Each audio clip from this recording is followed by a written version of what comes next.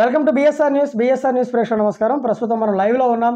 Cyber నేరాల పట్ల అవగాహన కార్యక్రమాన్ని మనం ఏర్పాటు చేసాం. ఈ కార్యక్రమానికి ముఖ్య అతిథిగా Indian red cross society executive member, అలాగే మానవతా స్వచ్ఛంద సంస్థ కన్వీనర్ కపురం శ్రీనివాస్ రెడ్డి గారు మనతో పాటు ఉన్నారు.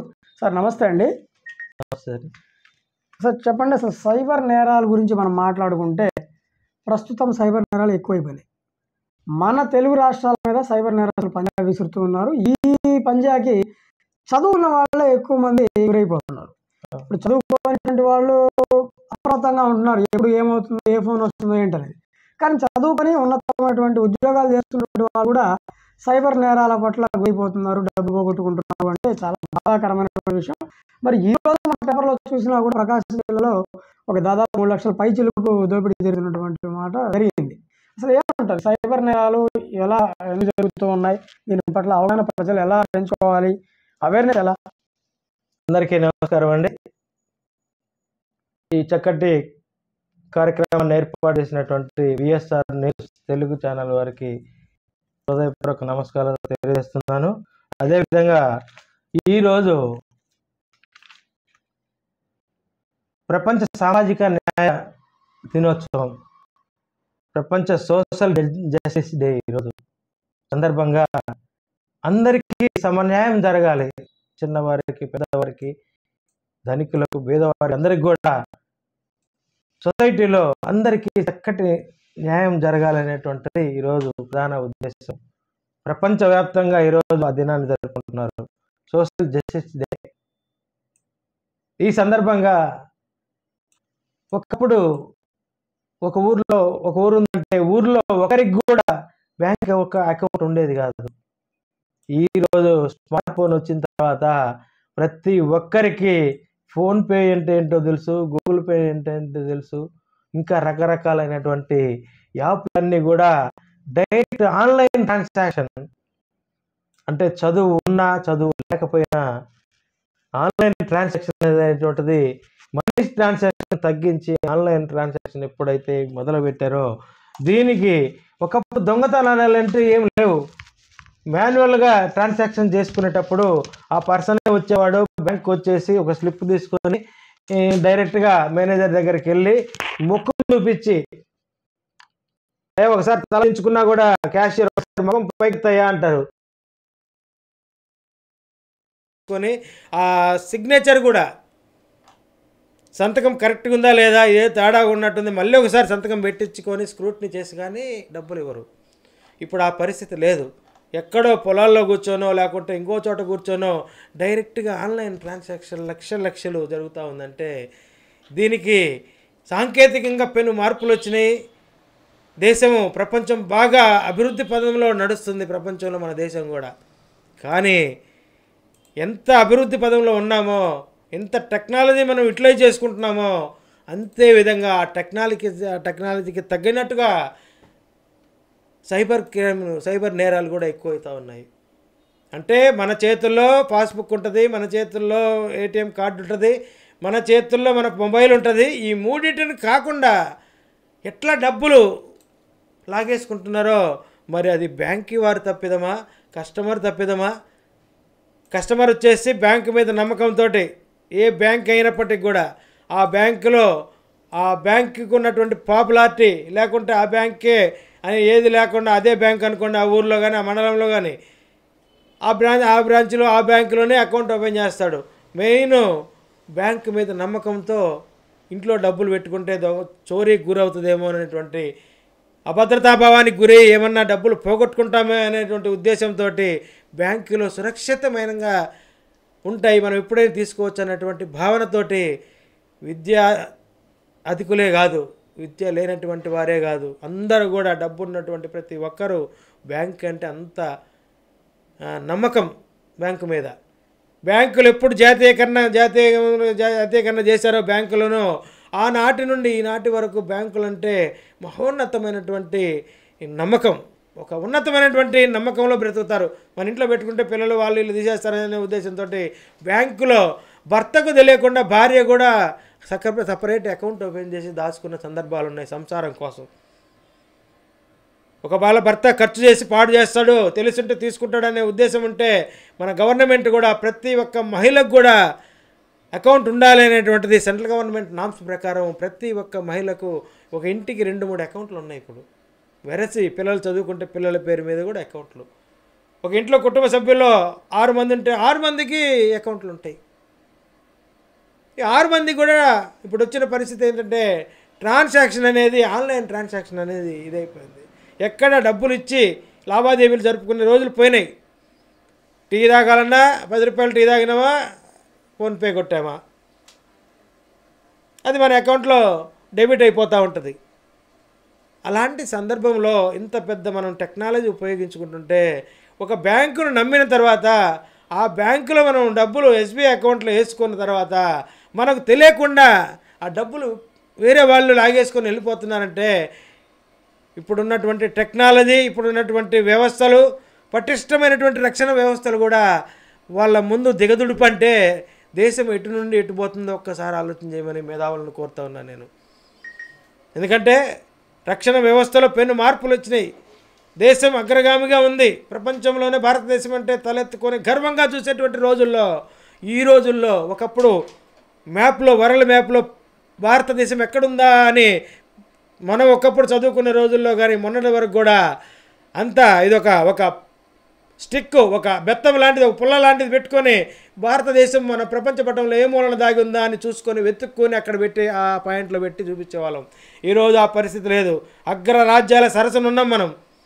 అమెరికా, రష్యా, జపాను పేరెన్నికైనటువంటి పేరు ప్రఖ్యాతులు గాంచినటువంటి అగ్రరాజ్యాల సరసన ఈరోజు భారతదేశం ఉందంటే మరి అలాంటి పరిస్థితుల్లో ఉండి కూడా చదువుకున్నటువంటి మేధావుల అకౌంట్లలో నుంచి డబ్బులు డ్రా చేసుకుపోతున్నారంటే మన దేశ వ్యవస్థ, రక్షణ వ్యవస్థే కాదు ఆర్థిక వ్యవస్థ కూడా పటిష్టంగా ఉందా అనేటువంటిది సామాన్య ప్రజానీకానికి కూడా గవర్నమెంట్ వ్యవస్థల మీద అయితేనేమి, పరిపాలనా రంగం మీద అయితేనేమి, దేశం మీదనే కొన్ని రోజులు ఉండేసరికి అభద్రతాభావం, అపనమ్మకం ఏర్పడే పరిస్థితి వస్తుంది.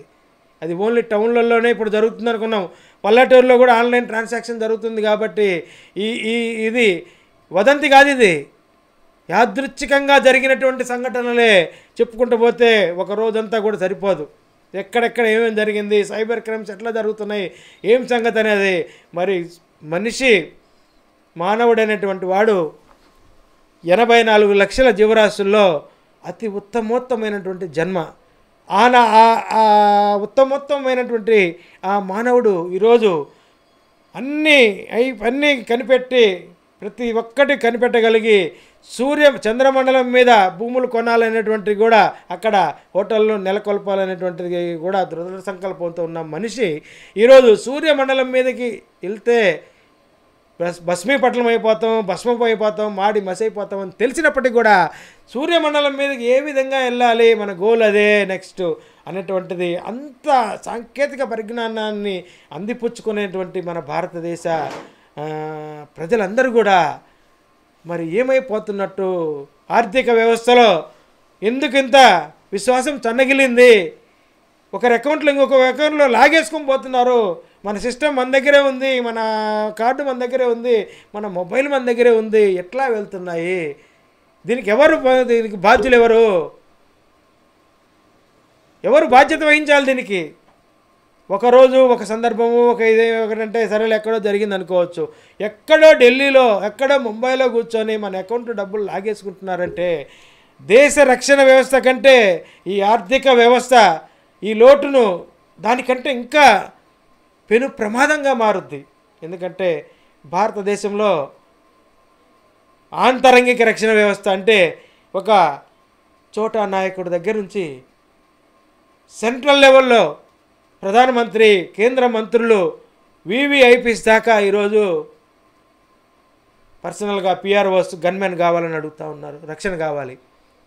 ఈ అంతర్గత రక్షణ కంటే కూడా పెను మార్పులు, పెను ప్రమాదమైనది ఏంటంటే ఆర్థిక వ్యవస్థ. ఇలాంటి కష్టపడి ఉద్యోగం చేసుకోనో, కష్టపడి సంపాదించుకోనో ఒక రైతు ఆయన అకౌంట్లో వేసుకుంటే రైతులకు కూడా డెబిట్ కార్డులు ఉన్నాయి, రైతులకు కూడా క్రెడిట్ కార్డులు ఉన్నాయి. అంతా గ్లోబలైజేషన్ అయిపోయింది కాబట్టి ప్రతి ఒక్కటి ఆన్లైన్ ట్రాన్సాక్షనే. అయినప్పటి ఈ పరిస్థితుల్లో దేశం పురోగభివృద్ధి చెందుతుంది. దేశము అత్యున్నతమైనటువంటి ప్రపంచ 190 దేశాల్లో మన భారతదేశం అగ్రగామిలో ఉందని వెలుగెత్తి చాటుతున్నాము. పాలకులైతేనేమి, పామరులైతేనేమి, మేధావులైతేనేమి దేశం గురించి చాలా గొప్పగా చెప్పుకుంటున్నాం. కానీ ఈ లోటు ఎవరు పూడ్చాలి? ఒక వ్యక్తి అకౌంట్ నుండి అతని పర్మిషన్ లేకుండా, బ్యాంకు పర్మిషన్ లేకుండా, మేనేజర్గా ఆ మాతృ సంస్థ పర్మిషన్ లేకుండా డైరెక్ట్గా అకౌంట్లో ఉన్నటువంటి డబ్బులు లాగేసుకొని వెళ్ళిపోతున్నారంటే దీనికి బాధ్యత ఎవరు ఆ లోటు పొడుస్తారు?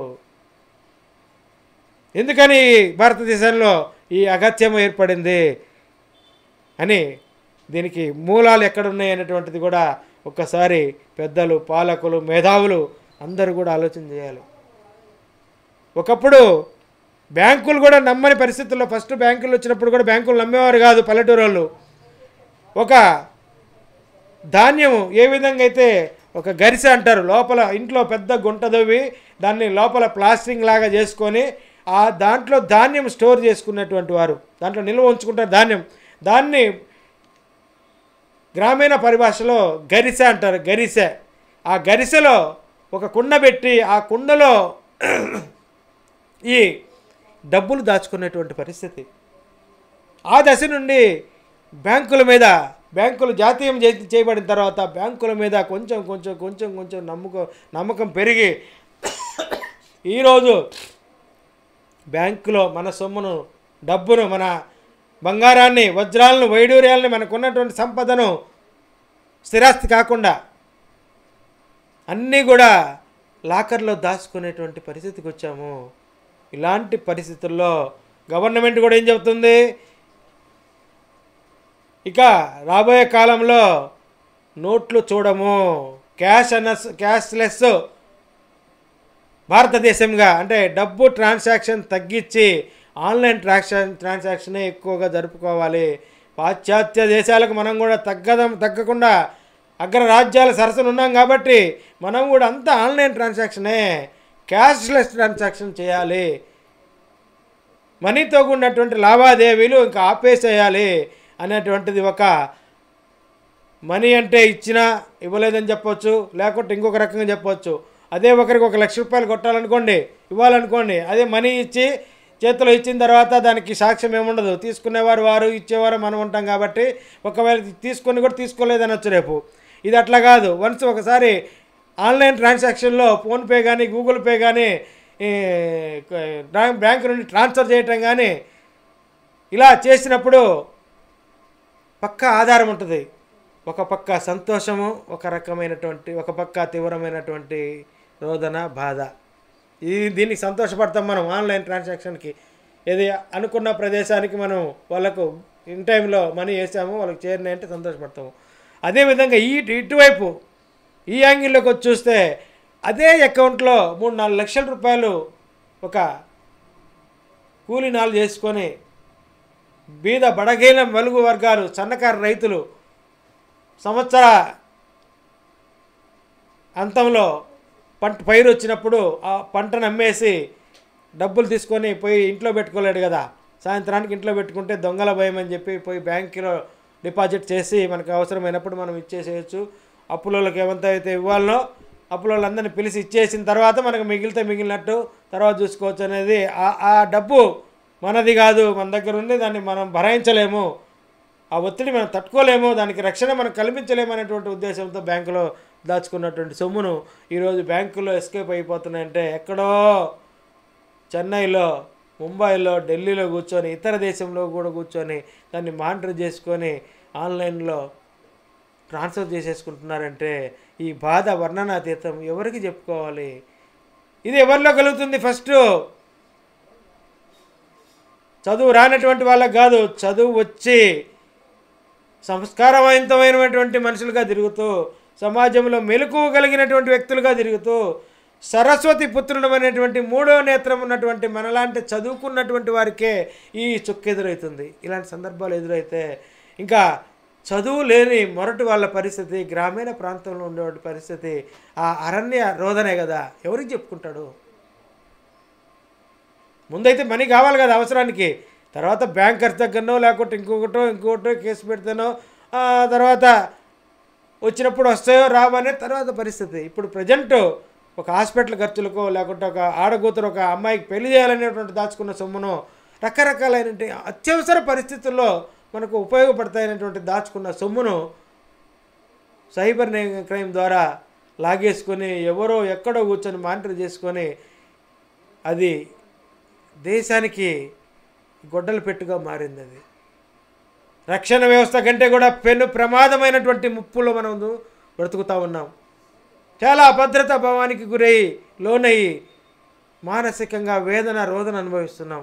అది ఎవరికంటే ఆ డబ్బు పోగొట్టుకున్న వాళ్ళకి, అది అనుభవించిన వాళ్ళకి ఆ బాధ తెలుస్తుంది, కానీ ఇతరులకు అనిపించవచ్చు, ఓ ఏంటి ఇట్ట మాట్లాడుతున్నారు, ఇంత భావోద్వేగానికి లోనయ్యి ఈ విధంగా రోధిస్తున్నారు వేధిస్తున్నారని. ఆ రోదన వేదన ఆ డబ్బు పోగొట్టుకున్న మనిషికి తెలుస్తుంది, కానీ పక్కన వాళ్ళకి ఏం అర్థం కాదు. అది కూడా చదువుకున్నటువంటి మెలకువలు కలిగినటువంటి సమాజంలో చైతన్యవంతులుగా తిరిగేటువంటి మనలాంటి వారే డబ్బులు పోగొట్టుకుంటున్నారు.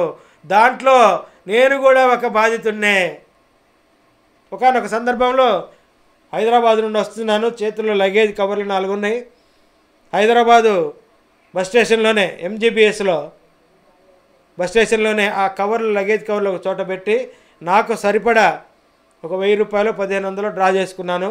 నా ఏటీఎం కార్డు నా దగ్గర ఉంది. మళ్ళీ తిరిగి బస్ ఎక్కే లోపే 10,000 డెబిట్ అయినట్టుగా నాకు మెసేజ్ వచ్చింది. బస్సు కూడా ఎక్కల కండక్టర్ దగ్గర టికెట్ తీసుకుంటున్నా, ఎమ్మటే మెసేజ్ వచ్చింది. ఒక్కసారిగా కుప్పకుమిలిపోయే పరిస్థితి. అంటే అక్కడ 10,000 5,000 4 లక్షలు అనేది క్రైటీరియా కాదు. ఇప్పుడు వెళ్ళాను, అక్కడ నేను డ్రా చేసుకున్నాను. ఆ ప్రిమిసెస్లో 4 ఉన్నారు, వాళ్ళు కూడా నాలాంటి వ్యక్తులే కదా, అవసరాల నిమిత్తం ఏటీఎంకి వచ్చారేమో, ఏటీఎం సెంటర్కి అనుకున్నా. కానీ ఏమి టెక్నాలజీ ఉపయోగించారో నాకు తెలియదు, కానీ అట్లా తిరిగి అదే బస్ స్టాండ్లో ప్లాట్ఫామ్ 64 63కో మన ఏరియాకి వచ్చి బస్సు దగ్గరికి వచ్చి బస్సు ఎక్కాను. కండక్టర్ దగ్గర సార్ టికెట్ కొట్టండి కండక్టర్ గారని చెప్తా ఉన్నాను. ఈ లోపే టెక్నాలజీ మెసేజ్ వచ్చింది. మొబైల్లో క్విక్ అనేసరికి మొబైల్లో మెసేజ్ సౌండ్ వచ్చేసరికి ఎమ్మటే తిరిగి చూసుకున్నా. 10,000 డ్రా చేసినట్టు డెబిట్ అయినట్టు ఎమ్మటే వచ్చింది. అదే at the same time ticket ఆపండి మీరు, ఇట్లా వేరే ఏజెన్సీ పని ఉండదు, ఇట్లా అంతే దిగేసి మళ్ళీ అక్కడికి వెళ్ళి కానిస్టేబుల్కి చెప్పిన, అక్కడ ఉన్నటువంటి వారికి చెప్పిన, మాదేం కాదండి, అక్కడ ఒక సైబర్ క్రైమ్ ఒకటి ఉంటుంది, ఆడికి వెళ్ళి కంప్లైంట్ చేయండి. నాకైతే డబ్బులు పోయినందుకు బాధ రాలేదు, కానీ ఆ మాట తీరు, ఆ బాధ అనుభవిస్తేనే తెలుస్తుంది. అది వర్ణనాతీతం. సడన్గా పిడిగొచ్చి మీద పడితే ఏ విధంగా ఉంటుందో ఆ విధమైనటువంటి పరిస్థితి నేను యాదృచ్ఛికంగా చూశాను. అక్కడ ఎవరు నా రోదన ఆవేదన ఎవరు వినే పరిస్థితి లేదు.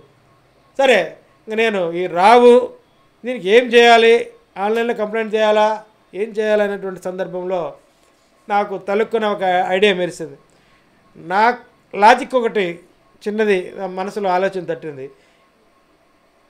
చేలో పోగొట్టుకొని కళ్ళంలో వెతుక్కుంటే ఏముంది, నాకు ఒక చేను ఉంది, అక్కడ పంట పడుతుంది, అక్కడికి వెళ్ళి అక్కడే ఎత్తుక్కోవాలి, కానీ అక్కడే పండిందా లేదా లేకుంటే ఏంటి సంగతి, నేను ఒక రైతును, అక్కడే చూసుకోవాలి, ఎంత దిగుబడి వస్తుందా, ఎంత పండిందా, ఎంత పైరు, ఎంత ఈల్డింగ్, ఎంత బాగా పెరిగిందా, దానికి వల్ల వచ్చి దిగుబడి ఎంత అనేది అక్కడే తెలుస్తుంది, అక్కడే చూసుకోవాలి, కానీ చేలో లేని కళ్ళంలో ఏమొస్తుంది అనేటువంటి ఆ నానుడితోటి మనసులో స్ట్రైక్ అయ్యి ఒక ఆలోచన వెంబటే బస్సు ఎక్కి వచ్చా. మదన పడుతున్నాయి, ఆ రోజంతా మదన పడుతున్నా. ఎవరికైనా చెప్తే ఎగతాళి చేస్తారేమో, చేతుల కవర్లు ఉన్నాయి, మనిషి స్టైలిష్గా ఉంటుంది, చదువుకున్నవారమై ఉంటుంది, ఇంటికి వెళ్ళి చెప్పినా ఇంట్లో ఎగతాళి చేస్తారేమో, సమాజంలో ఎగతాళి చేస్తారేమో అనేటువంటి భావనతో ఎక్కడికి రాలేక నా కార్డు తీసుకొని, ఏటీఎం కార్డు తీసుకొని, నా పాస్బుక్ తీసుకొని దర్శిలో, ఒకప్పుడు ఆంధ్ర బ్యాంకు ఇప్పుడు యూనియన్ బ్యాంక్ అయింది, అది అక్కడికి వచ్చి మేనేజర్ గారి దగ్గరికి వచ్చి కూర్చొని, సార్ నాకు ఒక ధర్మ సందేహం ఉంది, అది నివృత్తి చేస్తారా అని అడిగాను. అడిగితే ఏంటి సార్, ఏంటి ఇప్పుడు అడగరే, ఏంటి సంగతి అంటే, మీ దగ్గర దొరుకుతుంది, అది సొల్యూషన్ అయితే దొరుకుద్ది నాకు అని. నా డబ్బులు పోయినాయని చెప్పకుండా, సార్ ఒక వ్యక్తి దగ్గర ఆధార్ కార్డు ఉంది, బ్యాంక్ పాస్బుక్ ఉంది, దానికి లింక్ అయినటువంటి మొబైల్ ఉంది, అన్నిటికంటే వెరసి ఏటీఎం కార్డు ఉంది, అన్నీ ఉన్నాయి. డబ్బులు ఎట్లా పోతాయి సార్ అని అడిగా. అకౌంట్లోంచి డబ్బులు ఎట్లా వెళ్తాయి? ఇవన్నీ నా దగ్గరే ఇవన్నీ ఒక వ్యక్తి దగ్గర ఉన్నాయన్న. అదేంటి సార్ అట్లా పాసిబిలిటీ ఉండదు, ఒకసారి ఎవరో తీసుకురండి, అవన్నీ ఉంటే అసలు తీయటానికి లేదు, తీయడానికి ఆస్కారమే లేదన్నారు. సరే ఇంక అట్లయితే మరి పోతే ఏమైంది సార్ అన్న. పోతే మా బ్యాంక్ తరఫున మేము ఏదో చేయాల్సింది చేస్తాము, అట్లా మీరు మీ వాళ్ళు ఎవరో కార్డు పోగొట్టుకొని వచ్చినట్టుంది సార్, కార్డు వాళ్ళ చేతికి పోయినట్టుంది, అది ఇదన్నారు. లేదు సార్ అన్న. ఆయన వినలే మేనేజర్ గారు. ఏటీఎం కార్డు అయినా పోగొట్టుకొని ఉంటారు సార్, మీరు ఆయన స్వైపింగ్ చేసేటప్పుడు ఆయన అక్కడే వదిలేసి వచ్చి ఉంటారు, అక్కడే డ్రా చేసుకున్నారు, వాడు మీ పిన్ నెంబర్ చూస్తారు షాప్ వాడు అంటాడు. లేదు సార్ అది కూడా ఉందేమో కనుక్కుంటాను సార్ అని మళ్ళీ బయటకు వచ్చి మళ్ళీ అన్నీ తీసుకొని నేనే వెళ్ళా. సార్ ఇందాక మీతో మాట్లాడింది నేనే సార్, ఇందాక మీతో ఎవరో ఉన్నారన్నారు కదా, ఎవరు కాదు, అది నాకే జరిగింది అన్యాయము, నేనే బాధితుడిని సార్, మీరు ఇందాక ఏదైతే మాట్లాడారో దాని మీద మీరు కట్టుబడి ఉండండి సార్ అని చెప్పా. ఆయన మేనేజర్ గారు ఉండి, ఏమండి మీరు వేరే వాళ్ళు ఎవరో వచ్చినట్టు వచ్చారు, మీరు బ్యాంక్ లాయల్ కస్టమర్, మీరు నాతో అట్లనే మాట్లాడాలి కానీ అంటే నేను చేసింది తప్పేముంది సార్, నేను రీజన్ అడిగాను, అది నాకు వర్కౌట్ అవుద్దా, ఏమైనా పాసిబిలిటీ ఉంటుందా, వచ్చేదేమన్నా ఆస్కారం ఉందని నేను తెలుసుకోవడానికి అడిగాను కానీ మిమ్మల్ని ఏదో క్రిటిసైజ్ చేయడానికి కాదు, మీ దగ్గర నుంచి నేను సొమ్ము రాబట్టుకోవడానికి కాదు. ఆ వెసులుబాటు మీ దగ్గర మీ బ్రాంచ్ నుండి మన బ్రాంచ్ నుండి ఉందా లేదా, ఖాతాదారుడికి మీరు సాయం చేయగలరా లేదా, మీకు ఏమేం కావాలి, ఎక్కడైనా మిస్యూజ్ అయితే నేను కూడా అడిగేవాడిని కాదు. ఇదిగో సార్ ఆధార్ కార్డు ఉంది, ఏటీఎం కార్డు ఉంది, తర్వాత బ్యాంక్ పాస్బుక్ ఉంది సార్, నా మొబైల్ ఉంది, గతంలో డ్రా చేసిన స్టేట్మెంట్ ఉంది సార్ మొబైల్లో, ఇదిగో ఇవన్నీ ఉన్నాయి, ఆ టయానికి వచ్చిన మెసేజ్ కూడా ఉంది, ఇదిగో వాళ్ళు తీసినప్పుడు మెసేజ్ కూడా నా దగ్గర ఉందని క్లియర్ కట్గా చూపించిన తర్వాత కొంత ఆర్గ్యుమెంట్ జరిగింది మేనేజర్కి నాకు. అంటే నన్ను ఈ రకంగా ఇరికిచ్చి నువ్వు మాట్లాడతావా అదంటే, నేను ఇరికించడం కాదు సార్, ఐఎమ్ కస్టమర్, మేము కస్టమర్ లేని బ్యాంక్ ఉండదు, కస్టమర్ దేవుడితో సమానమని అన్ని వ్యాపార సంస్థలో కూడా చెప్తూ ఉంటుంది. అసలు కస్టమర్ లేకుండా బ్యాంక్ ఎక్కడి నుంచి వస్తుంది సార్? ఏమన్నా ఎవరిదైనా మీ పెద్దవాళ్ళు ఆస్తి తీసుకొచ్చి బ్యాంక్ మెయింటైన్ చేస్తున్నారా? లేకపోతే చెప్పండి, మీ చైర్మన్ గారు ఎవరు, ఆనరబుల్ చైర్మన్ గారు కానీ, లేకుంటే మీకు జోనల్ మేనేజర్ ఉంటారు కదా, ఒకసారి మాట్లాడండి, నేను మాట్లాడతానని చెప్పిన. ఈయనేదో కొంచెం దూరదృష్టి ఆలోచన చేస్తున్నాడే అని చెప్పి ఒకటేసారి సింపుల్గా నేను చెప్పదలుచుకున్నాను, స్ట్రైట్గా చెప్తానని అని చెప్పి ఆయనకు ఒకటే చెప్పా, సార్ మీరు తలుచుకుంటే నా అమౌంట్ నాకు వస్తుంది, ఇదిగో మొత్తం మీకు అప్పచెప్తున్నా, నాకు ఈ అకౌంట్ వద్దు, ఇప్పుడే మీడియా వాళ్ళందరినీ పిలుస్తాను ఇక్కడికి, నాకు జరిగిన అన్యాయం నేను కాబట్టి ఇది అదే. ఇక చదువు లేనటువంటి వారు ఎక్కడికి పోతారు, ఇంకా బ్యాంకు రాక ఎక్కడికి వెళ్తారు? వాళ్ళు ఇంట్లో చెప్పుకుంటే ఇంట్లో మందలిస్తారు, నీకు తెలిసి నీకు చదువు లేనప్పుడు ఇంకొకరిని తీసుకుపోయి డ్రా చేసుకోవచ్చు కదా అని. అందుకని ఇవన్నీ అసలు పోయినాయన్నా మేలకొని ఉంటే గోల లేదు, ఇంకా పోయిందని ఇట్లా పోగొట్టుకున్నాను, ఇట్లా పలానా రోజులు తీశారు, అన్నీ ఉన్నాయి నా దగ్గర, ఎవరో లాగేసుకొని వెళ్ళిపోయింటే బరువు తక్కువ కూడా బజార్లో ఎగతాలు చేస్తారని చాలామంది రారు సార్. అందుకని అసలు చదువు లేని వాళ్ళ పరిస్థితి ఏంటి, నాకే ఇన్ని రకాల సమాధానం చెప్తున్నాను అనే సందర్భంలో, సరే మీకు వెసులుబాటు ఉంటుంది ఖచ్చితంగా నాకు తెలుసు, అవసరమైతే మీ జోనల్ మేనేజర్ నెంబర్ ఇవ్వండి, మీ ఆర్ఎం గారి నెంబర్ ఇవ్వండి, నేను మాట్లాడతాను, అన్నీ నా దగ్గర ఉన్నాయి, దీని విషయంలో ఎంతవరకైనా నేను వెళ్తాను, మీడియాని ఇప్పుడే పిలుస్తానని కూడా చెప్పాను. ఏమనుకున్నాడు ఏం సంగతో మొత్తం డీటెయిల్స్ అన్నీ తీసుకొని, సార్ మేము 100కో 1,00,00,000 ఏదో ఒక సందర్భంలో ఇట్లాంటివి మాకు కూడా ఉంటాయి సార్, దానికి కొంచెం మా హెడ్ ఆఫీసులో పర్మిషన్ తీసుకున్న తర్వాత వాళ్ళకు కూడా నేను రీజన్ కరెక్ట్గా రాసి పంపిస్తాను సార్ అంటే, ఇందులో మీరు ఆలోచన చేయండి, కస్టమర్ తప్పు ఏమన్నా ఉందా? ఆ కస్టమర్ ఎవరో కాదు నేనే, నా తప్పిదం ఏదన్నా ఉందా? దిగాను, ఆటో దిగాను, లగేజ్ కవర్లు ఉన్నాయి, లగేజ్ కవర్లు పక్కన పెట్టాను, ఆర్టీసీ డిపోలో ఎంజీబీఎస్ ఆసియా ఖండంలోనే పెద్దది అది, అలాంటి బస్ స్టేషన్లో మరి నేను చేసిన తప్పేంటి? నా భద్రతా భావమా, లేకుంటే ఇంకొకట ఏదన్నా మర్చిపోవడం, ఒకటి కొట్టబోయి ఒకటి కొట్టానా, లేకుంటే ఏటీఎం కార్డు మర్చిపోయానా? ఏమీ లేదు, అన్నీ నా దగ్గర ఉన్నాయి, నేను డ్రా చేసుకొని నా సరిపడా నా అవసరాలు తగ్గట్టు నేను డ్రా చేసుకొని వచ్చాను. ఇందులో నేను చేసిన తప్పేంటి? నేను కస్టమర్ను, ఆ రైట్ నాకు ఉంటుంది సార్, అడిగే రైట్ నాకు ఉంటుంది, దానికి ఎన్నో మార్గాలు ఉంటాయి, మీరు చేయదలుచుకుంటే నా అమౌంట్ నాకు వస్తుంది. ఒకవేళ నాకు అది కాదు ఇది కాదని ఇందాకట్లాగా తర్కం ఇట్లనే వాదోపవాదాలు మన ఇద్దరికి జరిగాయి అనుకో, అది సీన్ ఇంకొక విధంగా ఉంటుంది. నేను కూడా నా రైట్స్ కోసం నేను ఎంతవరకైనా వెళ్తాను, అన్నీ పక్కాగా ఉన్నాయి. నాకు తెలియకుండా నా అమౌంట్ ఎట్లా వెళ్తుంది బయటికి, దానికి మీరు చెప్తారా, మీ ఆర్ఎం గారు చెప్తారా, లేకుంటే మీ సంస్థ ఎస్టాబ్లిష్ చేసినటువంటి మీ ఆనరబుల్ చైర్మన్ గారు, వ్యవస్థాపక అధ్యక్షుడు ఉంటాడు దీనికి, ఆయన చెప్తారా దీనికి, మీరే డిసైడ్ చేసుకోండి సార్ అని చెప్పి బయటకు వచ్చేసా. మళ్ళీ ఏమనుకున్నారని పిలిచి, సార్ ఇది ఎందుకు సార్, ఆ అమౌంట్ నేను తెప్పిస్తాను, నన్ను నమ్మండి అంటే. అమౌంట్ ఎంత 10,000, 20,000, ₹1,00,000 అని కాదు, ₹1 అమౌంటే. కోటేశ్వరుడు కూడా ఒకసారి ₹10 కూడా లేక గిలగిలగి కొట్టుకొని ఎవరిని అడిగితే పరువు తక్కువ, ఎవరిని అడిగితే ఒక ₹100 కోసం కూడా అల్లాడిపోతాడు. అల్లాడిపోయిన సందర్భాలు కూడా ఉన్నాయి అట్లా.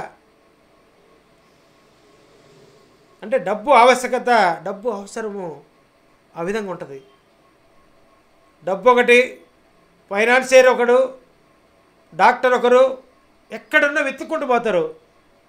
డాక్టర్ దగ్గరికి ఎక్కలేదేమో, డాక్టర్ దగ్గరికి ఎందుకు వెళ్తారంటే జబ్బు తగ్గించుకోవడం కోసం, జబ్బు ఉందని నిరూపించుకొని నిర్ధారణ వచ్చేదానికి డాక్టర్ దగ్గరికి వెళ్తాము. దాని నిర్మూలన ఏ విధంగా చేసుకోవడానికి, తగ్గించుకోవడానికి డాక్టర్ దగ్గరికి, అది నయం చేసుకోవడానికి డాక్టర్ దగ్గరికి వెళ్తాము. ఫైనాన్స్ అతను ఎక్కడో కొండ మీద ఇంటీరియర్ ప్లేస్లో లేకుంటే ఒక ఇరుకైన సందులో ఫైనాన్స్ పెట్టుకున్నా మన అవసరాల రీత్యా అక్కడికి వెళ్తాం. అదే స్థాయి వాడికైనా క్షుద్బాధ ఎంత ఇదో, ఆకలి ఎంత ఇదో, ఫైనాన్షియల్ మ్యాటర్లో అది ఒకరికి చెప్పుకునే పరిస్థితి కాదు. కుటుంబ సభ్యులకు, అర్ధాంగి అయినటువంటి సతీమణికి, కన్నా తల్లిదండ్రులకు కూడా తెలియకుండా కొన్ని చోట్ల అప్పులు చేసుకునే పరిస్థితి వస్తుంది. అది ఇచ్చిన మాట మేరకు పక్కనోడికి సాయం చేసేటువంటి గుణముండో, స్వతహాగా ఇతని అవసరాల నిమిత్తమో, పరువు కోసమో, అలాంటి పరిస్థితుల్లో అవసరాలు ఆ విధంగా ఉంటాయి. కాబట్టి సార్ నాకు ఏదేమైనప్పటికీ కూడా నా డబ్బు నాకు కావాలి, మీరు దీనికి మార్గం మీ దగ్గర ఉంది అని చెప్పిన తర్వాత నేను ఒక రకంగా భావోద్వేగానికి గురై రాత్రి నుంచి స్ట్రగుల్ అనుభవిస్తున్నాను కదా. ఆ నరక యాతన అంటే రూపాయి అయినది సొమ్ము, ₹1,00,000 పోయాయి కదా. 10,000 తీసాడు, లక్ష తీసేవాడు కదా. ఎట్లా ఆ పాపం అతను కొంచెం, అతను తీసే దొంగ కూడా మానవత దృక్పథం ఉంది వాడికి. 7,000 నుంచి 10,000 తీశాడు. 15,000 ఉంది, 17,500 ఉంది. ఆ 17,500 7,500 ఉంచి పాపం నా ఖర్చులకు ఇతను కూడా అల్లాడిపోతాడు, పూర్తిగా తీశాను అనుకున్నాడో, ఇంకోసారి తీసుకోవచ్చు అనుకున్నాడో, 10,000 తీశాడు. మరలా మరుసటి రోజు మేనేజర్ దగ్గరికి వచ్చి ఆర్గ్యుమెంట్ చేసిన తర్వాత, అంత క్షుణ్ణంగా నా వాదన విన్న తర్వాత ఏమనుకున్నాడో, ఏం సంగతో ఒక దశలో భావోద్వేగానికి గురై ఆర్గ్యుమెంట్ జరిగి తీవ్ర స్థాయికి వెళ్ళి అలిగి బయటికి వెళ్ళా. నేను అలిగి బయటికి వెళ్ళిపోయినా. చూసుకొని ఇలాంటి మేనేజర్లు చాలామంది వస్తారు, మీకు ఇట్లా మాట్లాడటం తగదు, నేను కస్టమర్ని కాబట్టి నేను ముందు అడిగిన మాటల్లో మీకు ఏమైనా ఇబ్బందికరంగా లేదది, నేను అడిగాను ఈ విధంగా చేయొచ్చా సార్ అని. మీరే అన్నారు మొత్తం ఉంటే అది చేయడానికి పాసిబిలిటీ ఉంటుందండి, ఏటీఎం కార్డు ఉండాలి, ఆధార్ కార్డు ఉండాలి, మేము ఇచ్చిన పాస్బుక్ ఉండాలి, వేరేసి స్టేట్మెంట్ మొబైల్లో ఉండాలి, లింక్ అయ్యి ఉండాలి అన్నారు. అన్నీ ఉన్నాయి నా దగ్గర. ఇంకా నేనే బాధితుడిని. బాధితుడు ఎవరైతే ఏముంది, నా అకౌంట్ నాది అది. అలాంటి సందర్భంలో గట్టిగా వాదన జరిగి కొంచెం ఎమోషనల్గా కనెక్ట్ అయ్యి అలిగి బయటికి వెళ్ళిపోయిన తర్వాత ఆయనే లేచి వచ్చి, సార్ మీరు నలుగురిలో తిరిగేవాళ్ళు సార్, ఇట్లా మన విషయం బయటికి రాకూడదు. ఫైనాన్షియల్ మ్యాటర్స్ కూడా అట్నే ఉంటాయండి. ఒకరికి ఇచ్చినా ఒకరికి తీసుకున్నా మనిషికి గౌరవం ఎంతో, ప్రిస్టేజ్ ఎంతనో, ఒక అవమానకరంగా ఒకరు మాట్లాడితే ఎంత నలిగిపోతామో, ఫైనాన్షియల్ మ్యాటర్స్ కూడా అంత గుట్టుగా జరుగుతాయి. ఆ సీక్రెసీ లేనిది డబ్బుకు అంత విలువ ఉండదు, డబ్బుకు అంత ప్రాముఖ్యత ఉండదు. ప్రతి ఒక్కటి కన్సర్న్లలో, సైగలలో జరుగుతూ ఉంటాయి. కోట్ల ట్రాన్సాక్షన్ కూడా. ఒకప్పుడు ప్రామిసరీ నోట్లు కూడా ఉండవు. పల్లెటూరులో ఒక వర్తకుడు, ఒక వ్యాపారి ఒక రైతుకి ఇస్తే ఆ రైతు నేరుగా అతని దగ్గర ఏముండేది కాదు, కరెంటు కూడా ఉండేది కదా అప్పట్లో, పొయ్యిలో ఉన్నటువంటి బొగ్గు తీసి ఆ పొయ్యి కాడే ఉన్న గోడకు రాస్తాడు, ఫలానా మాఘమాసంలో ఫలానా 15వ తారీఖు ఫలానా నక్షత్రంలో ఫలానా ఆదివారం రోజు మాఘమాసంలో. అప్పుడు ఈ మాఘమాసాలు చైత్ర మాసాలు ఇవన్నీ అనుకునేవాళ్ళు. జనవరి ఫిబ్రవరిలో వాళ్ళకి తెలియదు కదా. అవి రాసుకొని బొగ్గుతో అక్కడ రాసి పెట్టేవాడు. ఒక పక్క పొయ్యి, ఒక పక్క పంత, కొండ ఉంటుంది వండుకోవడానికి. దాంట్లో నీళ్లు కాగితే దాంట్లో ముందు నీళ్లు పోసుకుంటారు, స్నానం చేస్తారు. ఆ పొంత పక్కన రాస్తాడు. పొంత పక్కన అంటే అటు సేఫ్టీగా ఉంటుంది. నా గోడ కాడ పొంత మధ్యలో ఉంటుంది గోడ. ఎందుకంటే గ్రామీణ వాతావరణం నుంచి వచ్చినాడు కాబట్టి నాకు కూడా అవగాహన ఉంది మొన్నటి దాకా. దాంట్లో బొగ్గుతో రాస్తాడు. ఫలానా వర్తకుడి దగ్గర, సుబ్బారావు దగ్గర నేను ఈరోజు డేట్ వేసి మాఘమాసం ఈరోజు ఫలానా సంవత్సరం ఫలానా ఆదివారం ఇంత డబ్బులు 56,000 రూపాయలు రొక్కం నేను తీసుకున్నాను. అప్పుడు ప్రాఫిట్ నోట్లు లేవండి, చౌర్త్రాలు లేవండి, చెక్కులు లేవండి. అంత నమ్మకము. ఆ నమ్మకాలన్నీ ఏమైపోయినాయి? ఈ దశకి వచ్చిన తర్వాత, టెక్నాలజీ వచ్చిన తర్వాత ఎందుకు అభద్రతా భావానికి గురవుతున్నారు భారతదేశ ప్రజలు? ఎందుకు నరక యాత్ర పడుతున్నారు? సొమ్ము పోయింది, అదే ఆన్లైన్ ట్రాన్సాక్షన్ జరిపి ఆన్లైన్ క్రైమ్ ఎందుకు ఎక్కువ అవుతుంది? ఏ రోజుకి ఆ రోజు జరుగుతూనే ఉన్నాయి. అది చేస్తున్నాం, ఇది చేస్తున్నాం అంటుండే కానీ పాలకులు కానీ గవర్నమెంట్లు కానీ చేస్తున్నారా? చెయ్యట్లేదా? ఒక్కసారి ఆత్మ పరిశీలన చేసుకోవాల్సిందిగా కోరుతున్నాం. గ్రామీణ పల్లెటూరు వాతావరణంలో ఉన్నాడు కాబట్టి పల్లెటూరులో వాళ్ళ తరపున సామాన్య బీద బడుగు బలహీన వర్గాల సన్నకారు రైతుల తరపున అడుగుతున్నానండి నేను. ఆది నుండి అంతం వరకు సాలిసరి లెక్కలు చూసుకున్న తర్వాత ముందు డబ్బులు తీసుకొచ్చి కట్ట లోపలికి పెట్టుకోలేక, దానికి సెక్యూరిటీ ఉండలేక, ఆ బలహీనమైనటువంటి రైతు, బక్కసెక్కిపోయినటువంటి రైతు ఇంట్లో పెట్టుకోలేక బ్యాంక్ అంటే నమ్మకంతో బ్యాంకులో పెట్టుకుంటాడండి. అలాంటి రైతు అకౌంట్లో పోతుంది అంటే ఎవరికి చెప్పుకోవాలి ఆయన బాధ? అందుకని దయచేసి ఆన్లైన్ క్రైమ్లు అనేటువంటిది చాలా చోట్ల ప్రతినిత్యము జరుగుతూనే ఉన్నాయి. ప్రతినిత్యము ట్రేస్ అవుట్ చేస్తూనే ఉన్నారు. దానికి కట్టడి చేసేటువంటి మార్గము ఒకటి కనుక్కోవాలి.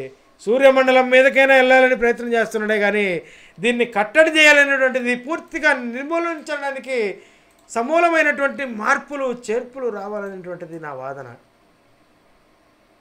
మేము దర్శిలో ఉంటాం, ప్రకాశం జిల్లా, ఆంధ్రప్రదేశ్ రాష్ట్రము, ప్రకాశం జిల్లా, దర్శి వాస్తవుడిగా దర్శిలో ఉంటాము.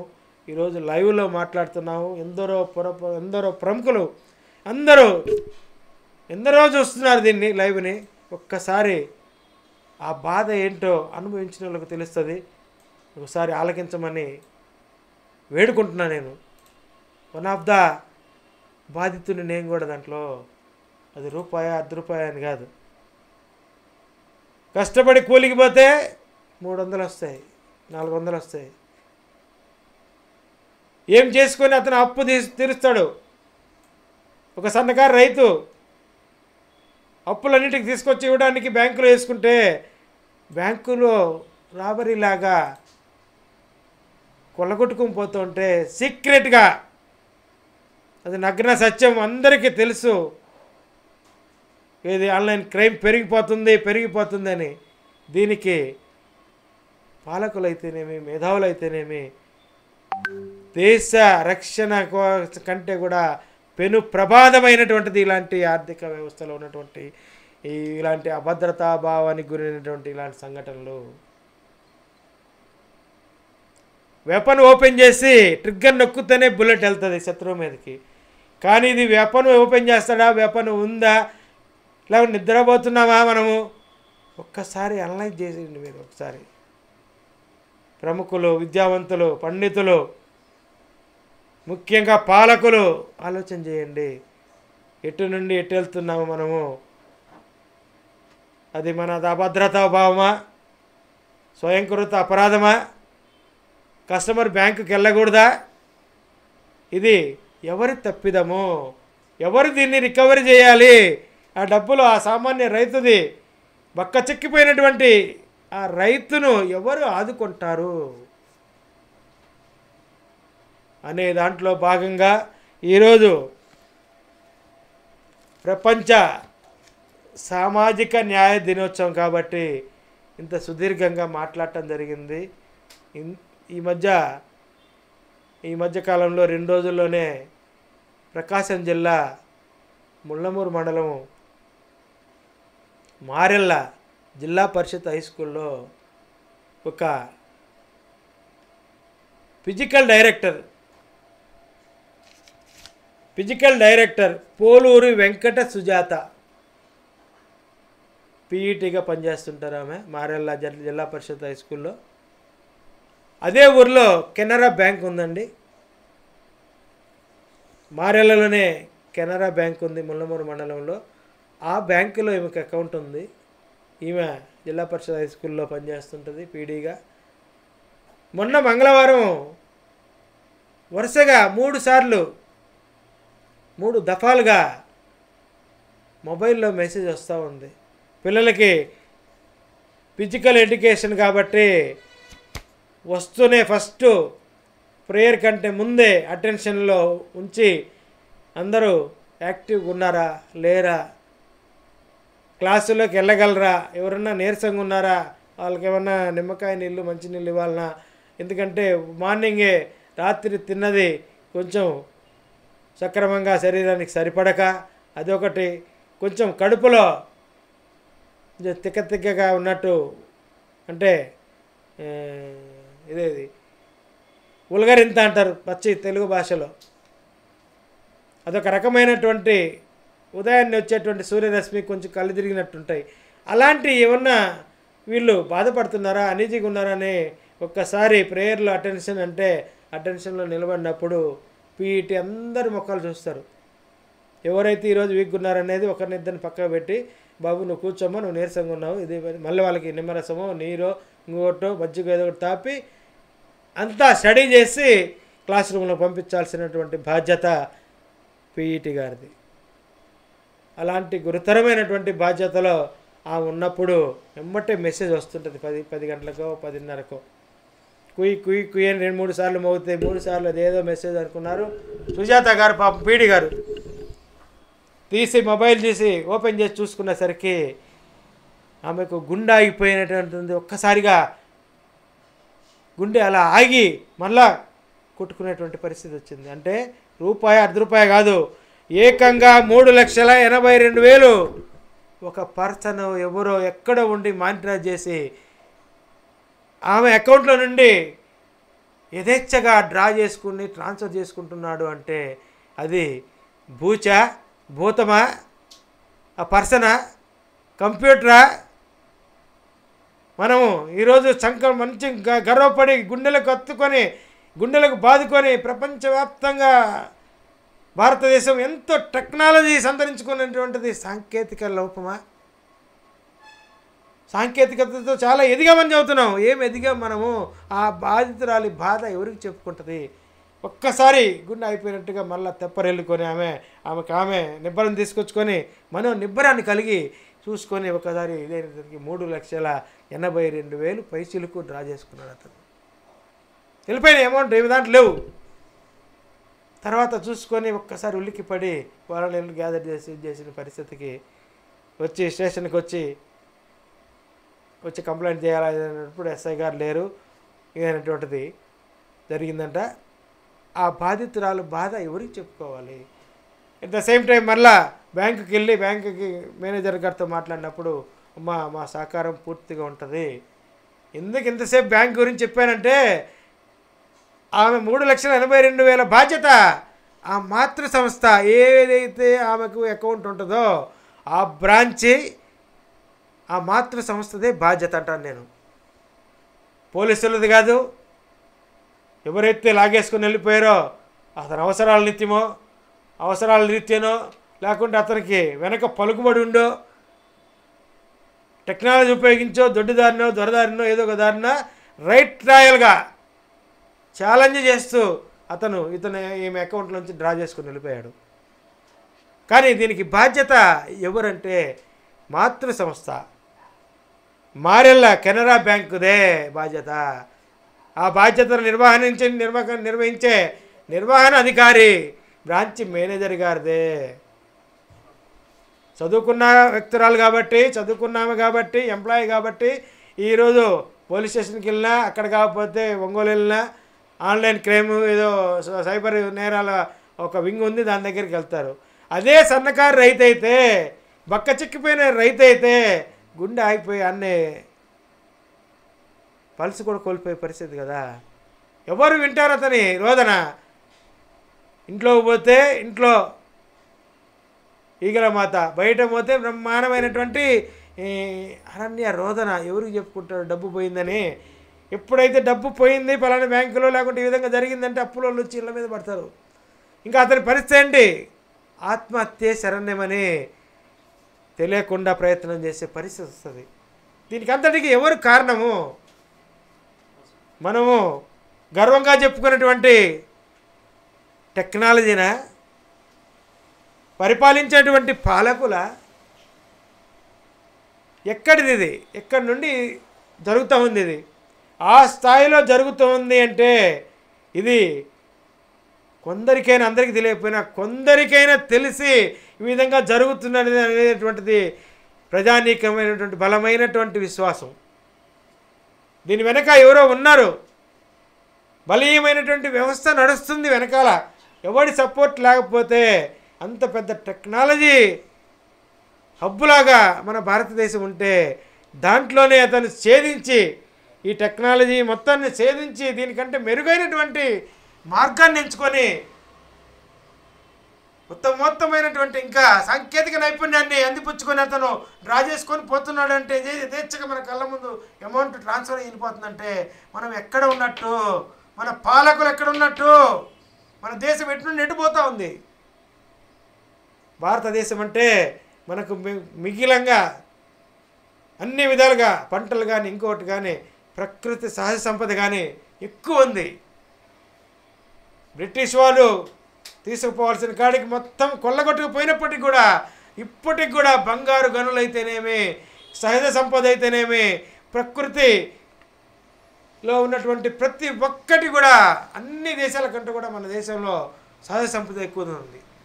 కొల్లగొట్టకపోయిన కాడికి కొల్లగొట్టకపోని పాలకులు, గత పాలకులు అందరూ కూడా స్వార్థంతో మన దేశాన్ని పీల్చి పిప్పి చేసినటువంటి సందర్భాలు ఉన్నప్పటికీ కూడా ఇంకా సహజ సంపద చాలా ఉంది. అలాంటి పరిస్థితుల్లో మనం ఉన్నామే. మనం పరాయి వాళ్ళ పాలనలో లేము. దోచుకున్న కాడికి దాచుకొని వెళ్ళిపోయారు పరాయి పాలకులు, తెల్లవారు, ఆంగ్లేయులు. ఇప్పుడు మన దేశాన్ని మనమే పరిపాలించుకుంటున్నాము. రైతే రాజు, పరిపాలకుడు అనేవారు ఎవ్వరు కూడా కింది స్థాయి నుండి వచ్చినటువంటి వారే. అలాంగ్ విత్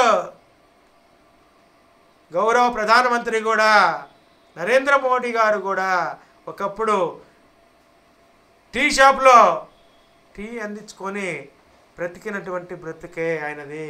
ఆయనే చెప్పుకున్నారు, ఇతర దేశానికి వెళ్తే నేను చాయ్ వాలా నుండి పైకి వచ్చానండి అని గర్వంగా గలమెత్తి చాటుతారు ప్రతి ఒక్క దేశంలో. అలాంటి మహోన్నతమైనటువంటి గొప్ప భారతదేశంలో మనం ఉన్నాం. ఎవరు కూడా పైనుంచి ఏమీ ఊడిపడాల, కింద కష్టాలు అనుభవించే ఆ స్థాయికి వచ్చారు. దానికి ప్రత్యేకమైనటువంటి నిదర్శనము ఎవరంటే మన ప్రైమ్ మినిస్టర్ ఆఫ్ ఇండియా, ప్రధానమంత్రి గారు, గౌరవ ఆనరబుల్ ప్రధానమంత్రి నరేంద్ర మోడీ గారే దీనికి దిక్చూసి ఆదర్శప్రాయం మనకందరికి కూడా ఆ స్థాయి నుండి ఈ స్థాయి వరకు ఇప్పటికి ప్రధానమంత్రిగా కొనసాగుతున్నారంటే ఆయనలో ఉన్నటువంటి ఆ కసి, పట్టుదల, కష్టం విలువ తెలుసు, డబ్బు విలువ తెలుసు ఉండబట్టే మరలా కూడా ప్రధానమంత్రిగా రాణించగలిగినాడంటే ఆయనే దేశానికి దిక్చూసి రోల్ మోడల్ కూడా. ప్రపంచ దేశాలకు ఏ దేశంలోకి వెళ్ళినా కూడా నేను చాయ్ వాలాగా పైకి వచ్చానండి, కింది స్థాయి నుండి ఈ స్థాయికి వచ్చానండి, కష్టపడి వచ్చానండి. ఆ కష్టంలో ఉన్నటువంటి ఇష్టాన్ని కూడా చెప్పుకుంటాడు, దాగి ఉన్న సందర్భాన్ని కూడా. కష్టపడడం అంటే ఏంటి? మనం కష్టపడి ఇతరులు 10 మందికి సహాయకారిగా, దోహదకారిగా ఉండాలా. ఏ విధంగా ఉండాలా? ఆర్థిక పరిపుష్టి ఉండదు సరిగ్గా. ఆ స్థాయి నుండి వచ్చినటువంటి వాడు కాబట్టి ఆయనకు ఒక్కసారి భారతదేశ ప్రజలందరం కూడా స్వాగతించాలి. హ్యాట్సప్ ఎవరికి? నరేంద్ర మోడీ గారికి. ఇప్పటికీ ప్రధానమంత్రి గారిగా కొనసాగుతున్నారంటే ఆయన చేసినటువంటి ఆయనకు పడినటువంటి కష్టము అంతా ఇంత కాదు. చెప్పుకుంటూ పోతే ఇక చాలా అలాంటి మేధావులు, పండితులు, పరిపాలకులు ఎవరు కూడా కింది స్థాయి నుండి వచ్చినటువంటి వారే. వాళ్ళ వాళ్ళ ఫాదర్స్ అంతా కూడా రైతాంగం నుంచి వచ్చినటువంటి వారే. భారతదేశం అంటే రైతుకు వెన్నెముక, రైతుకు వెన్నెముక లాంటిది భారతదేశానికి రైతే వెన్నెముక. భారతదేశానికే రైతు వెన్నెముక లాంటి వాడు. రైతు కష్టపడి పండిస్తేనే భారతదేశంలో ఉన్నటువంటి ఇన్ని కోట్ల మందికి కూడా ప్రజానికానికి తిండి భూమి ఉండేది. లేకుంటే ఎండుకొని పడిగాపులు కాయాల్సిందే.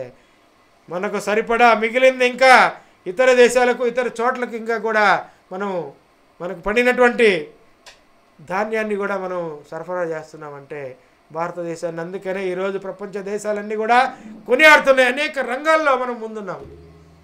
మరి ఆర్థిక వ్యవస్థలో పటిష్టమైనటువంటి రక్షణ వలయాన్ని ఏర్పాటు ఎందుకు చేసుకోలేకపోతున్నాము?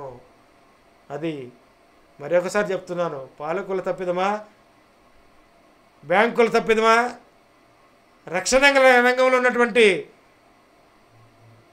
అధినాయకులు అన్నటువంటి వారి తప్పిదమా, దిశానిర్దేశం చేసేటువంటి ప్రముఖుల తప్పిదమా అనేటువంటిది ఒక్కసారి గ్రహించవలసిందిగా కోరుకుంటున్నాను.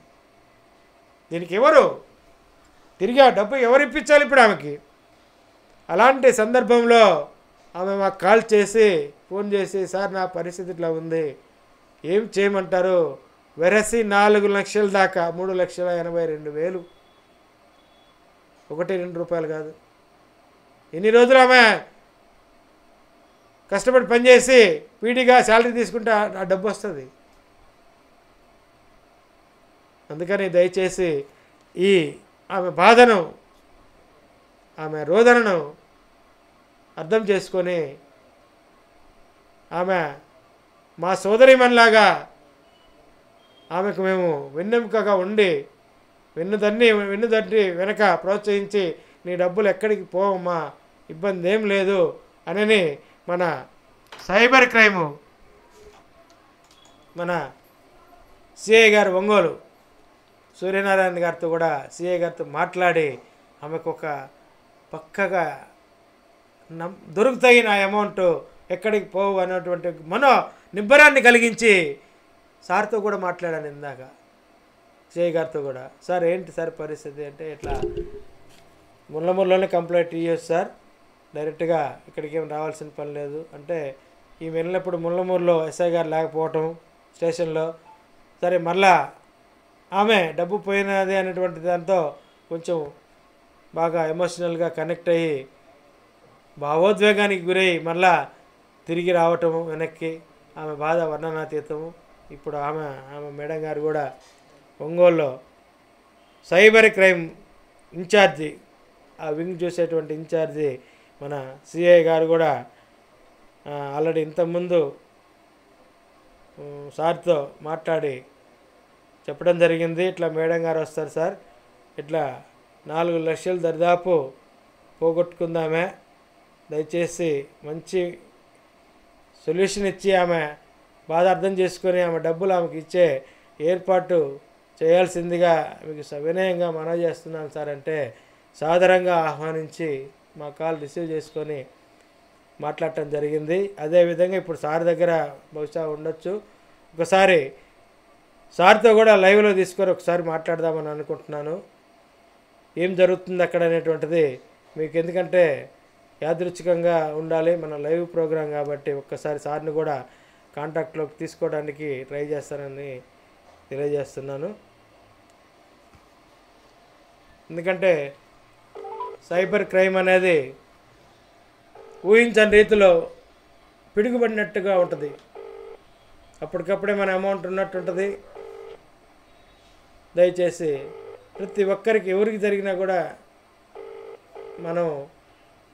మేమైతే సాదరంగా వారిని ఓదార్చి సాదరంగా ఆహ్వానించి, sir good morning sir. Sir నేను శ్రీనివాసరెడ్డిని సార్, ఆమె సుజాత గారిని అక్కడికి పంపించాను సార్, వచ్చారు మీ దగ్గరికి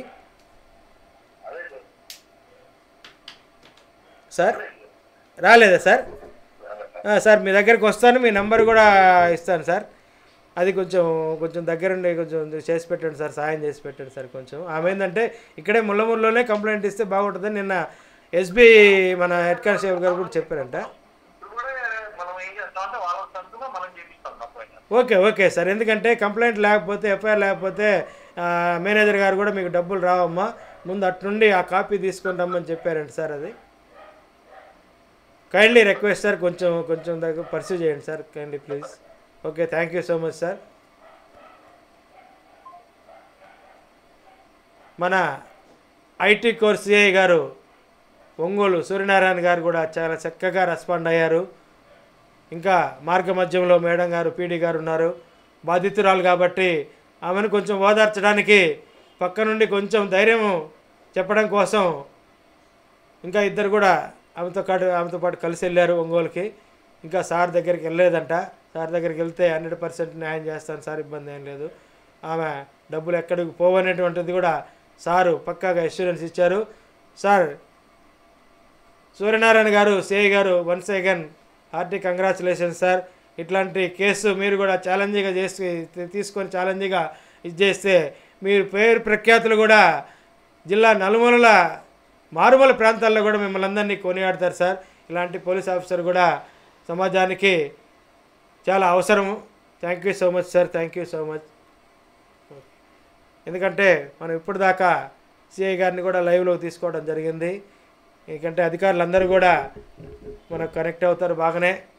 ఎందుకు ఇంత దూరం ఇంతసేపు ఎందుకు చెప్పామంటే ఏమి చెప్పినటువంటి కూడా మనం ఏం చేసినప్పటికి కూడా ఆమె డబ్బులు ఆమెకు సక్రమైన మార్గంలో వచ్చినప్పుడే ఆమె నిజంగా సంతోషపడుద్ది. కానీ మనం ఏమి ఇచ్చినా, ఇప్పుడు మనం ఏం కూల్ డ్రింక్ దాపినా, మజ్జిగ దాపినా, ఏం చేసినా ఆమె మనసులో ఉన్నటువంటి బాధ అయితే దాన్ని ఎవరు తీర్చలేని లోటు అది. ఆ బాధను ఎవరు కూడా పూడ్చలేరు.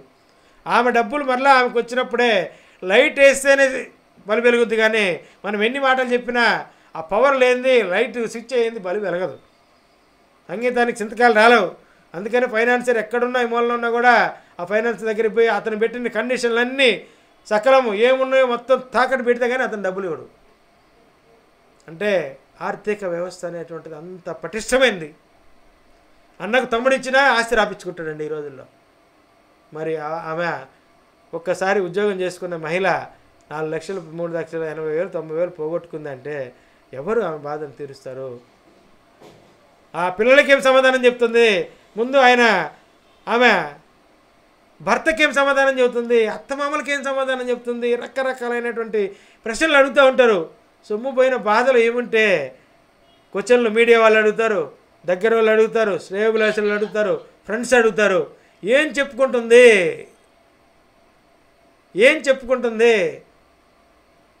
ఆ బాధ వర్ణనాతీతం.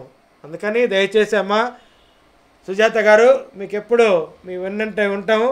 మీ అమౌంట్ మీకు 3,82,000 వచ్చేదాకా మీకు అన్ని విషయాల్లో కూడా మేము తోడ్పాటుగా మీ వెంటనే ఉండి మీ అమౌంట్ మీకు వచ్చేదాకా ఇప్పుడే మేనేజర్ గారితో కూడా మాట్లాడతాను.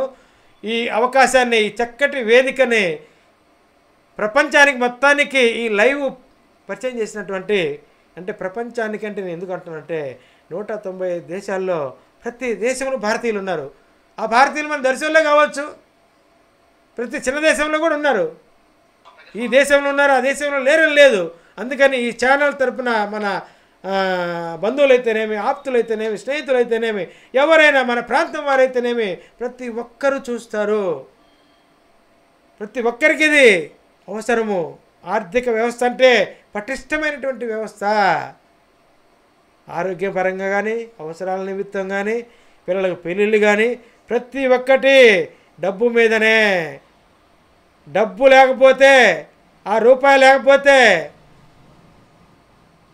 ఎవరు కూడా దరికి కూడా రారు. ఒక సామెత కూడా ఉంది, బలగం ఉన్నంతసేపు, డబ్బున్నంతసేపు కాకి బలగమంట. అదొక ఏదో చిన్న సెంటెన్స్ కూడా ఉంది.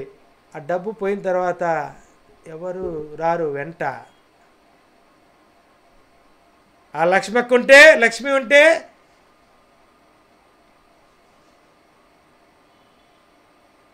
ఆ లక్ష్మికి ఎలా ఉంటే, లక్ష్మి ఉంటే సుబ్బిగాడు కూడా సుబ్బారావు గారు అనే పదజాలం వాడతారు. దగ్గర బంధువైనా ఫ్రెండ్ అయినా. ఎప్పుడైతే లక్ష్మికి దూరం అయిపోతామో, డబ్బు మన దగ్గర ఉండదో, బీదవారం అయిపోతామో, కటిక బీదరికంలో నలుగుతుంటామో, చూసేవాళ్ళు మన దగ్గర అనుభవించి, మన దగ్గర ఒకప్పుడు డబ్బులు తీసుకొని కోట్ల రూపాయలు పడిగెత్తి ఈరోజు మంచి పొజిషన్లో ఉన్న వాళ్ళు కూడా మన దగ్గరికే వచ్చి మన ముఖం మీద ఉమ్మేసినట్టుగా మాట్లాడి, హేళనగా మాట్లాడి వెళ్తూ 10 మందికి చెప్పి వెళ్తారు వాడు ఇట్లా అని. ఆ డబ్బుకు అవిశిష్టమైనటువంటి లక్షణం ఉంటుంది. ఆ లక్ష్మీ కళ అంటారు దాన్ని. అందుకని ఎప్పుడు కూడా అది రూపాయే, బొమ్మే, బొరుసే. అన్ని కోణంలో డబ్బు ముఖ్యం కాబట్టి అందుకని ఇంతసేపు సుదీర్ఘంగా మాట్లాడటం జరిగింది. ఆ పోగొట్టుకున్నటువంటి బాధ, వారి బాధ వర్ణనాతీతం. అందుకని దయచేసి ఈ సదావకాశాన్ని ప్రపంచవ్యాప్తంగా భారతీయులు ఎక్కడైతే ఉన్నారో అందరూ వీక్షించే విధంగా ఈ BSR news channel, Telugu channel వాళ్ళు ఈ వేదికను ఏర్పాటు చేసి అందులో ఈరోజు చక్కటి ఒక శుభదినం కూడా ఈరోజు. అదే ఇందాక చెప్పాను, ప్రపంచ సామాజిక న్యాయ దినోత్సవం, world day of social justice. సామాన్యుడికి కూడా న్యాయం అందే విధంగా కొన్ని విప్లవాత్మకమైనటువంటి మార్పులు తీసుకొచ్చింది ప్రభుత్వం. అలాంటి భారతదేశంలో మనం ఉన్నందుకు దేశ రక్షణ వ్యవస్థ ఎంతనో దానికంటే బలీయమైనటువంటి వ్యవస్థ ఆర్థిక వ్యవస్థ. దానికంటే పెను ప్రమాదంలో ఫస్ట్ మునిగిపోయినటువంటి ఆర్థిక వ్యవస్థలో దేశ దీర్ఘకాలిక ప్రయోజనాల దృష్ట్యా చాలా వరకు నష్టపోయి చివరికి అంతర్గత విభేదాలు, వర్గ వైషమ్యాలు స్టార్ట్ అయ్యి దేశము ఒక స్థాయి నుండి ఒక స్థాయికి పల్స్ రేటు పడిపోయే పరిస్థితి వస్తుంది. శత్రువుల నుండి కాదు, ఇతర దేశస్తులతో మన దేశం మీద దండయాత్ర చేయటం కాదు. అంతర్గత రక్షణ ఎంత ముఖ్యమో దేశానికి, బలమైనటువంటి ఆర్థిక వ్యవస్థ కూడా దానికంటే ఇంకా ఎక్కువైనటువంటిది. పాలకులు దయచేసి మర్చిపోవద్దని, మేధావులు దయచేసి దీని గురించి అధ్యయనం చేసి మరలా సైబర్ క్రైమ్ జరగకుండా దానికి ఒక సమూలమైనటువంటి మార్పులు చేసి దాన్ని కట్టడి చేసేటువంటి విప్లవాత్మకమైనటువంటి మార్పులు చేర్పులు తీసుకురావాలని అందరినీ, మహానుభావులను, పెద్దలను, పండితులను అందరినీ కూడా ముఖ్యంగా పాలకులను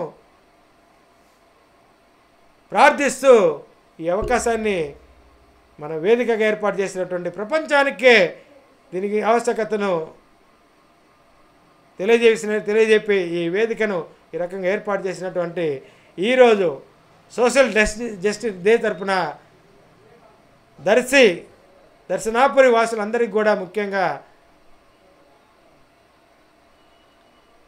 అందరికీ కూడా వీక్షిస్తున్నటువంటి వీక్షకులందరికీ కూడా, వ్యూవర్స్ అందరికీ కూడా బిఎస్ఆర్ న్యూస్ తెలుగు ఛానల్ తరపున, నా తరపున హృదయపూర్వక ధన్యవాదాలు తెలియజేసుకుంటున్నాను. ఎందుకంటే ఈ చర్చలో పాల్గొన్నటువంటి వారు ఉన్నారు, వీక్షించేవారు ఉన్నారు. అందరికి కూడా మరొకసారి హృదయపూర్వక ధన్యవాదాలు తెలియజేసుకుంటూ థ్యాంక్ యూ సో మచ్ అండి. Thank you.